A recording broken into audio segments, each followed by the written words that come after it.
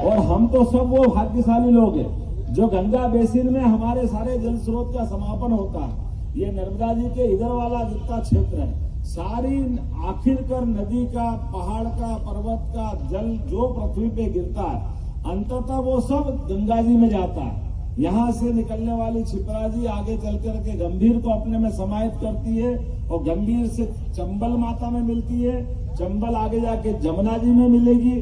जमुना जी फिर आगे जाकर के इलाहाबाद में या प्रयागराज में गंगा जी में मिल जाती है और गंगा सागर तक जाती है। अब देश की सीमा भी देखो, कहाँ वो उत्तर का हिमालय जहाँ गंगा जी निकलती है और कहाँ गंगा सागर बंगाल की खाड़ी सीधा अपना एक देश का पूरा हिस्सा कवर करते हुए ये गंगा के माध्यम से अपनी हिंदू संस्कृति को समझने का भी मौका मिलता है। मेरी अपनी ओर से नगर निगम के द्वारा इस आयोजन में, नगर निगम भी है, थोड़ा ग्रामीण क्षेत्र भी है, लेकिन पूरे प्रदेश के अंदर 55 जिलों में कोई भी पंचायत, कोई भी वार्ड, जैसे मुझे यहाँ इंदौर का ही बताया कि लगभग 30 बावड़ियां अपने हाथ में ली, 118 कुओं को हाथ में लिया है, 3 तालाब, कनाड़िया 1, कनाड़िया 2 और तीसरा बिलावली, ये भौरासला, ऐसे सारे तालाबों के लिए एक नहीं लगातार श्रृंखला चल रही है। और सच्चे अर्थों में हमारे अभियान का आज समापन होगा,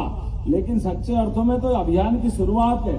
जो दृष्टि हमको मिली है यशस्वी प्रधानमंत्री के लिए जोरदार ताली बजाओ, माननीय नरेंद्र मोदी जी को लेकर, जिन्होंने सरकार बनने के साथ ही 2002 में गुजरात के अंदर लगातार अभियान चलाया और गुजरात को ऐतिहासिक रूप से जल से भी समृद्ध किया।